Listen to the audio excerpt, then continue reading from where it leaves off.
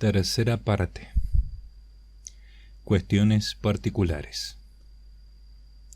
En esta parte se desgranan una serie de cuestiones que son más de detalle. Lo grandioso del Apocalipsis es que incluso las cuestiones menores pueden resultar de gran interés y merecen que se reflexione acerca de ellas.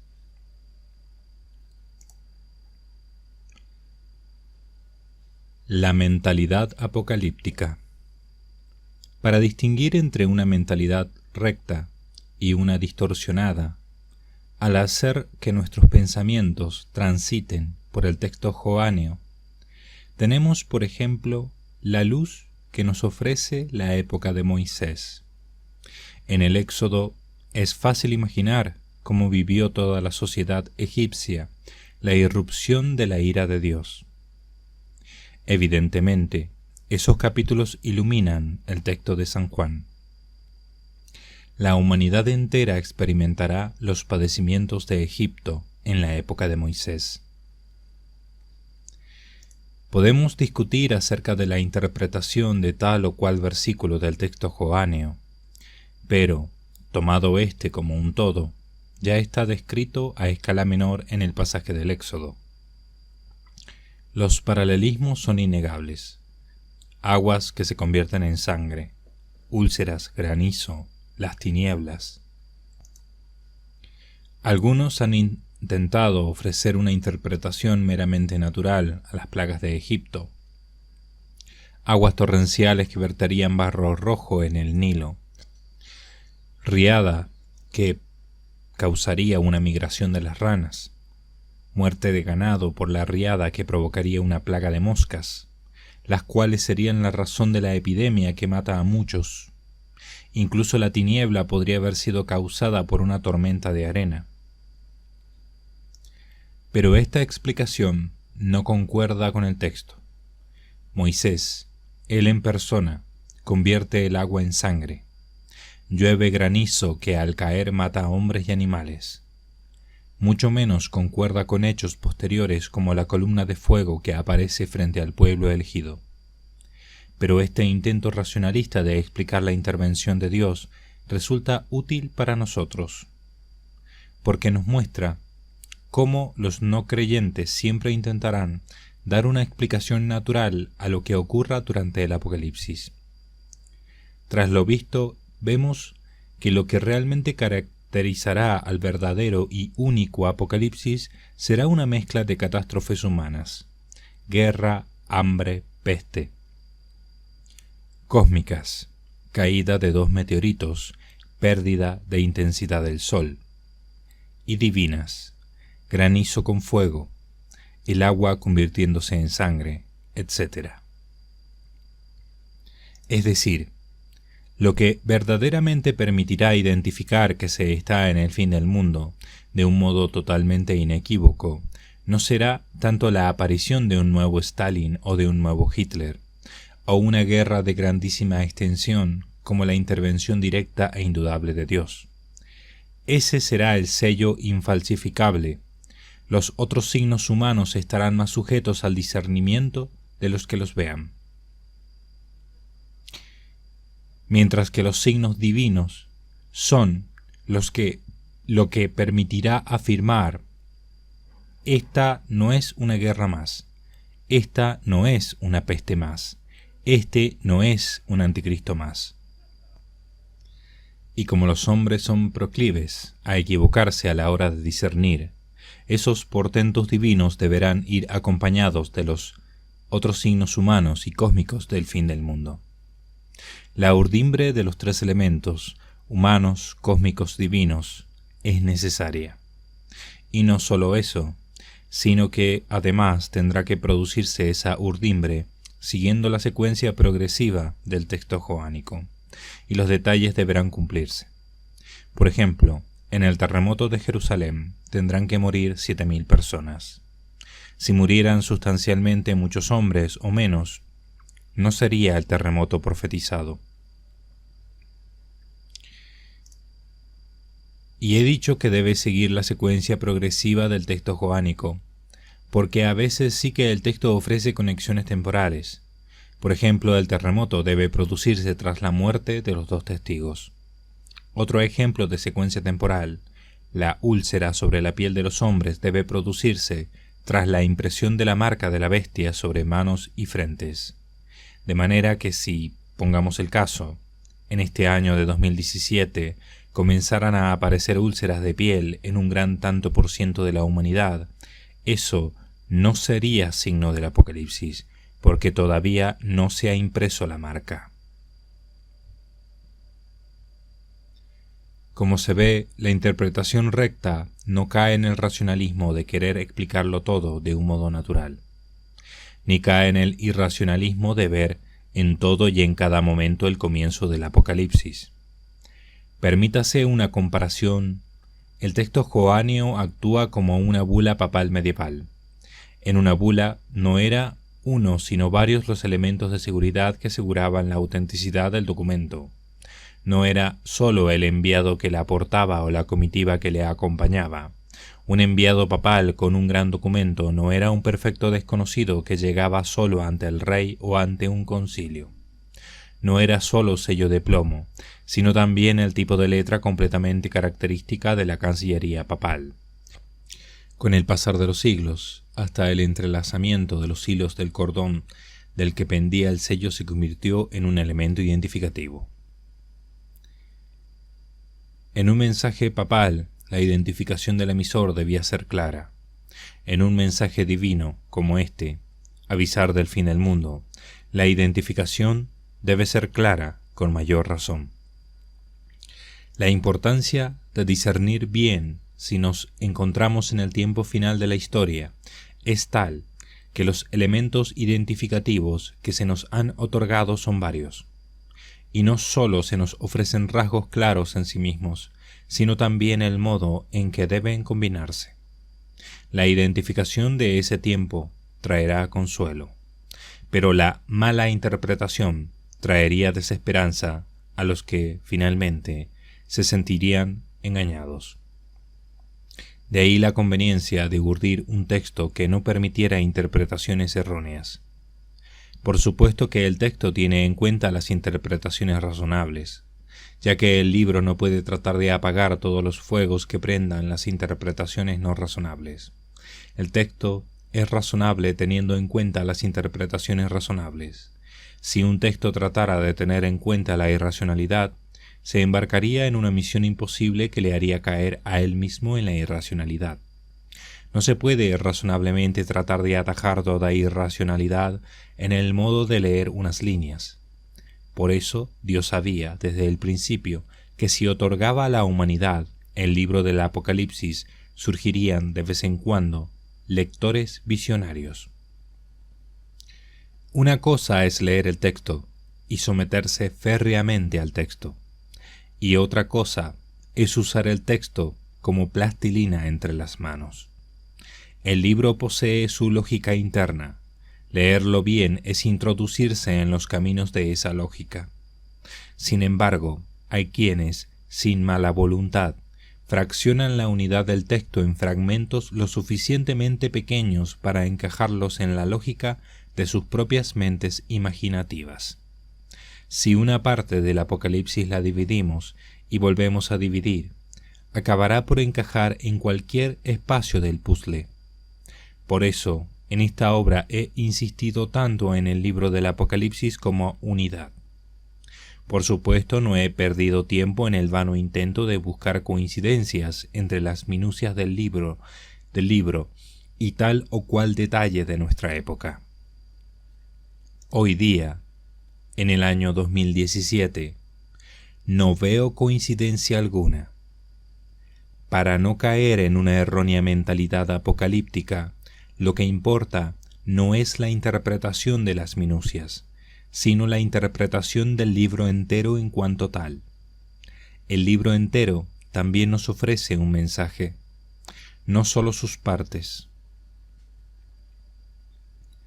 No podemos ejercer violencia al texto bíblico, no podemos dar la espalda a las aristas de un versículo que no encaja en nuestro puzzle mental. No hace falta insistir en que el puzzle es imposible de completar hasta que llegue el tiempo profetizado. El texto sirve para identificar, sí, pero no debe ser visto como un saco repleto de piezas utilizables para la construcción de nuevas profecías. He conocido a sujetos que, sin ser conscientes de ello, instrumentalizan el Apocalipsis. Lo instrumentalizan como sustrato inicial para generar nuevas profecías. Indudablemente, el Apocalipsis bien mezclado con las noticias de cualquier época y agitado en la coctelera que es la mente de algunas personas, produce resultados nuevos y concretos. Fechas concretas, vaticinio de desastres concretos, advertencia de la caída de tal o cual gobernante, el aviso de que se va a manifestar una élite maligna que maneja los hilos del mundo, etcétera, etcétera. El libro del Apocalipsis en sus manos se convierte en maquinaria productora, como si las grandes profecías bíblicas generaran nuevas profecías menores. Las piezas sueltas del libro conforman infinitas combinaciones sobre el tablero de la mente. Combinando esas piezas textuales con las piezas de la realidad actual, las jugadas son infinitas. Algunas ridículas, y no por eso menos creídas. Otras ingeniosas, no por eso verdaderas. Las teorías ingeniosas sin sustento no se mantienen en pie. Esta clase de errores han llevado a alguna familia entera a mudarse de domicilio, dejando atrás amigos y puestos de trabajo. Otros no huyen, pero acumulan comida, hábito que algunos realizan ya desde antes del año 2000. Conocí a un matrimonio que sus pocos ahorros los invertía en diamantes pequeños para guardarlos en casa y así poderlos cambiar por bienes esenciales. Todas estas personas de mentalidad apocalíptica están convencidas de que todo es inminente. El lector de la presente obra ya se ha dado cuenta de que incluso si nosotros fuéramos los elegidos para vivir ese fin del mundo, los septenarios requieren de 20 o 30 años para desplegarse, y todavía no han empezado. Bien es cierto que tampoco estoy muy seguro, lector, de en qué siglo está usted leyendo esta obra. Lo que no tiene sentido es acumular comida cuando no ha dado comienzo ni el primer sello.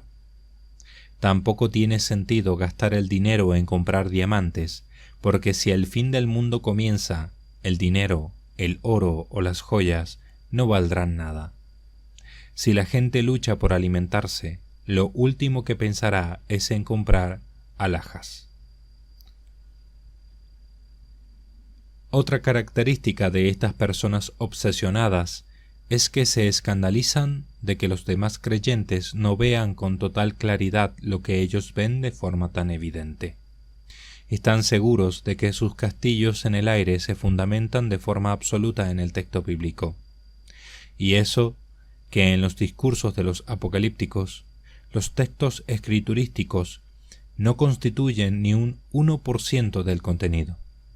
De cada versículo que les interesa surgen largas cadenas de hipótesis. Unos pocos versículos les sirven, el resto del texto joáneo no tiene ningún interés para ellos. Frente a esta desviación, hay que atenerse a la sobriedad del texto. ¿Cómo hubiéramos interpretado, reorganizado y unificado las profecías acerca del Mesías si hubiéramos vivido un siglo antes de su nacimiento? Estaba claro que la mayoría de esas profecías sólo quedarían claras cuando Él apareciera. En ese tiempo, reunir las profecías y meditarlas hubiera sido una labor útil, pero tratar de suplir con imaginación la oscuridad de los textos para construir una figura humana mesiánica concreta hubiera sido una tarea destinada al fracaso. Lo mismo pasa con el Apocalipsis. Debemos actuar respecto al texto de Juan como hubiéramos actuado con las profecías mesiánicas antes del siglo I. Los criterios que hubiéramos deducido como justos y razonables si hubiéramos vivido en esas generaciones previas al Mesías son una enseñanza acerca de cómo actuar en el presente. El mismo Jesús advirtió de este peligro. Jesús les respondió: Mirad que no os engañe nadie, porque vendrán muchos usurpando mi nombre y diciendo: Yo soy el Cristo, y engañarán a muchos. Oiréis también hablar de guerras y rumores de guerras. Cuidado, no os alarméis, porque eso es necesario que suceda, pero no es todavía el fin. Mateo capítulo 24 versículos 4 al 6. Entonces, si alguno os dice: Mirad, el Cristo está aquí o allí, no lo creáis, porque surgirán falsos cristos y falsos profetas, que harán grandes señales y prodigios, capaces de engañar, si fuera posible, a los mismos elegidos. Mateo capítulo 24 versículos 23 al 24. Si mi libro ha servido para entender por qué es errada la mentalidad apocalíptica, me sentiré satisfecho. Y no olvidemos que incluso en la generación que le toque vivir el fin del mundo, existirán individuos con esa mentalidad. Es decir, incluso entonces habrá quienes irán mucho más allá del texto bíblico, de la interpretación razonable, cayendo en interpretaciones ridículas, añadiendo infinidad de falsas revelaciones privadas. No solo habrá individuos así, sino que precisamente en esos tiempos finales la floración de apocalípticos será mayor que nunca. Y este será un elemento a tener en cuenta por lo distorsionador que resultará en las comunidades de creyentes. Este exceso, esta obsesión, este cúmulo de malas interpretaciones llevarán al error a algunos, eclosión de numerosísimas fechas, abrumadora cantidad de revelaciones privadas acerca de lo que va a suceder, de lo que deben hacer, de supuestos consuelos de lo alto que sin discernimiento alguno serán creídos.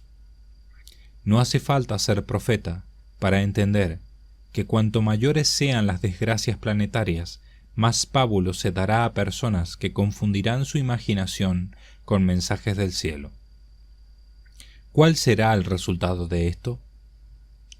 El empacho y hastío acerca del tema del fin del mundo. Es decir, incluso en esa generación, a causa de estos apocalípticos, habrá creyentes que ya no querrán oír ni una palabra más acerca del texto joáneo. Hay una mentalidad apocalíptica sana que ve el texto sagrado cumpliéndose en la propia vida y en cada generación. Esta mentalidad lleva a ver la mano de Dios en todo, lleva a la oración, la penitencia, a abandonar las vanidades del mundo y a poner la confianza solo en Dios, porque todas las demás cosas de este mundo son torres que se derrumban. El tiempo ya es una forma de lento apocalipsis. Los hombres de oración identifican la presencia de los elementos integrantes de los septenarios aquí y allí con una visión del espíritu de la que carecemos las personas más materiales. Esta visión sana da paz a la persona. Es una interpretación espiritual que nada tiene de malo. La interpretación apocalíptica insana inquieta a los espíritus. Cree al primero que llega con supuesta revelación privada. Le encanta hacer complicadas construcciones numéricas. No busca lo espiritual, sino advertir nerviosamente a todos de que ha logrado identificar tal o cual detalle del libro. En la interpretación espiritual, el cuándo no tiene mayor importancia que la consolación que pueda ofrecer al que le toque vivir ese tiempo. Lo importante es que es un libro vivificador, ya ahora. En la interpretación insana, lo importante es identificar, desvelar lo que otros no han descubierto, advertir a los demás, prepararse materialmente para un fin inminente. Como se ve, la mentalidad apocalíptica y la mentalidad sana son dos mundos interiores distintos. Lo único que tienen en común es que usan el mismo libro.